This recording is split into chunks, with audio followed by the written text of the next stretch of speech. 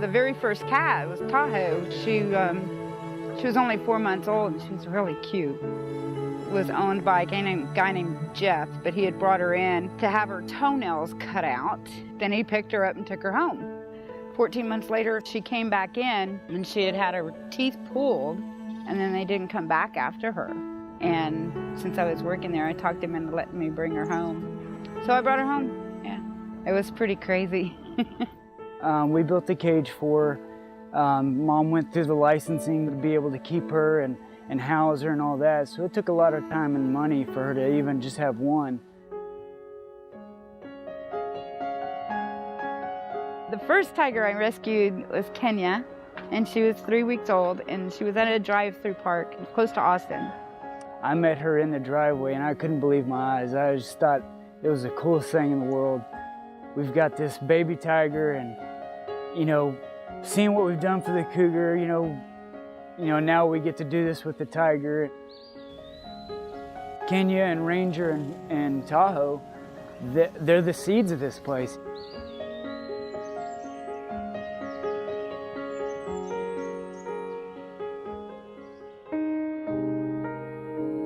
Having an exotic cat as a pet makes you feel really, really awesome. It's an unbelievable feeling that you have a pet cougar or a pet tiger. But the problem is that you're not thinking about the animal. You're thinking about how it makes you feel and how you want others to perceive you. But what about the cat, you know? I'm gonna cry because it is cute when it's a cub, but 99.9% of the time it's gonna end up either here or a place like this.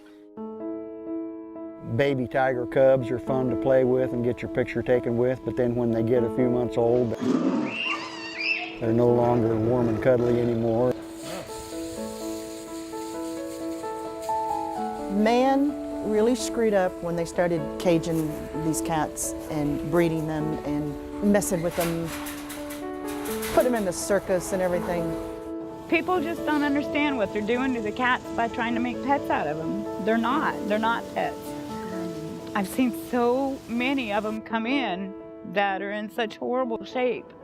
So many that are so close to dying just because somebody wanted to feel awesome. And it's just not right. It's not right.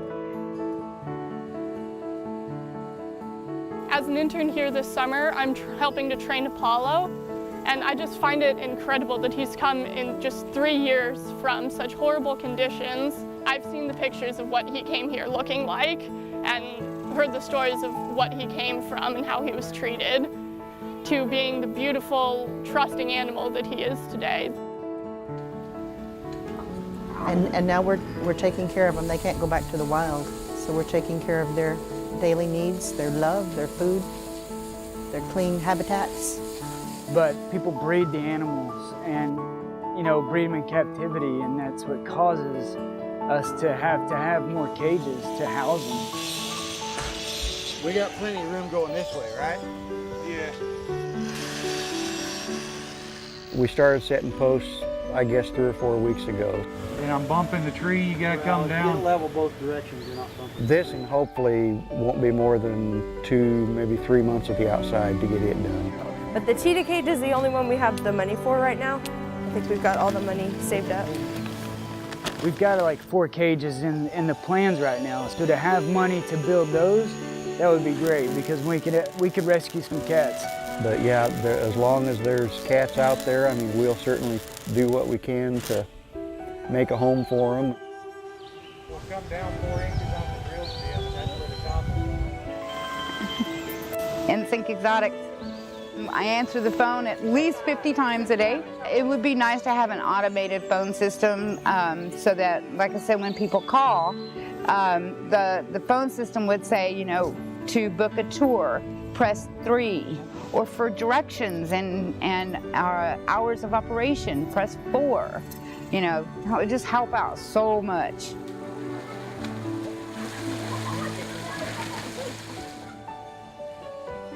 We were having a big event out here and we had about 1,200 people. And so I had to turn the phone off And come to find out, that night when I started checking messages, there was a lady that had tried to call me about a lynx, and she said it was urgent. When I finally got a hold of her, they had to put the lynx down. They had to euthanize the lynx. And if I could have answered the phone, we could have saved that cat's life. Commissary, ugh.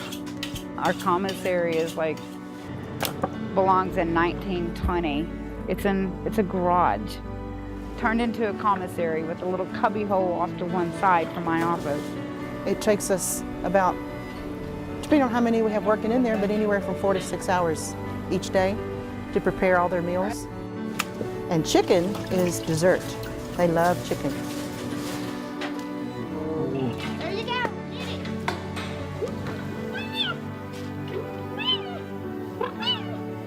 Give me my stuff.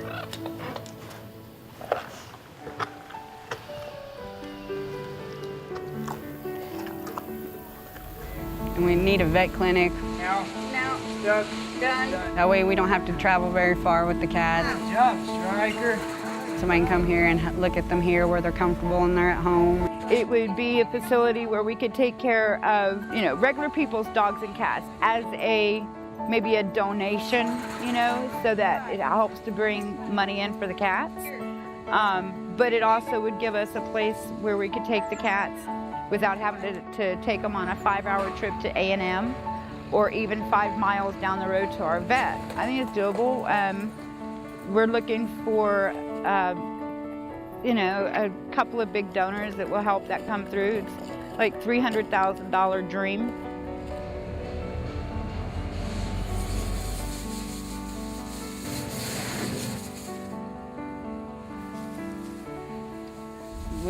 We barely get by at times and are struggling. Mom's been trying so hard to get grants for a long time, and we keep trying. We're trying to this day, but we just can't get them. Probably needs to be changed this weekend. Well, we always need money to buy the food, to feed the cats. As money is available, I'm sure we will put cages everywhere we can in here. But we have still some room to grow and cages need to be built. We've got the brats who are, kind of getting into it now that need a little bit more space. I know Mom has to turn down rescues. If not, a couple times a month, then, maybe even once or twice a week.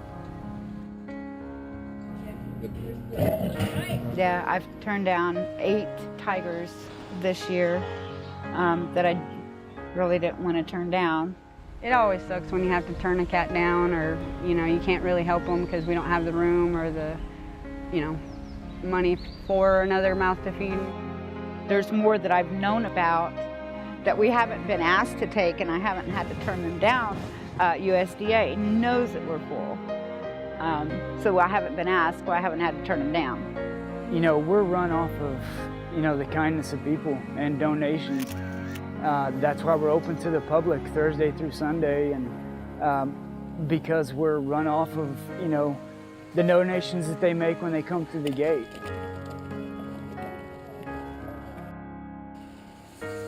But when the gate shuts, we don't stop. Everything keeps going. We're only about 5 miles away from downtown Wiley, and I'd say about half of Wiley doesn't even know we're here. Those are for all of the cats who have passed away. We leave them up on the fence. That's wherever they are is where the cat used to live. And then usually on their birthday or on the day they passed away, we go out and put fresh flowers for them. When I walk down from parking on the hill and walk down and look out here and see these tigers walking by, it just amazes me to see these big, beautiful cats. Huh, you big and beautiful, aren't you? Oh, the lions.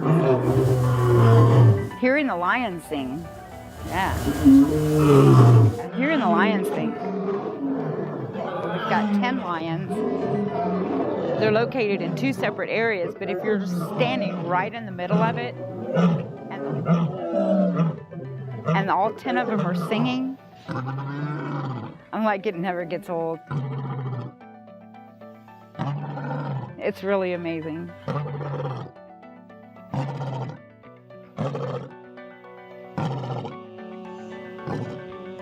It's so funny to look out here and see these gigantic cats and they act like your house cat. You know, they walk, their mannerisms, their poop is much bigger. It would be nice if there was not a requirement for this and we could tear all these cages down. It's just, I don't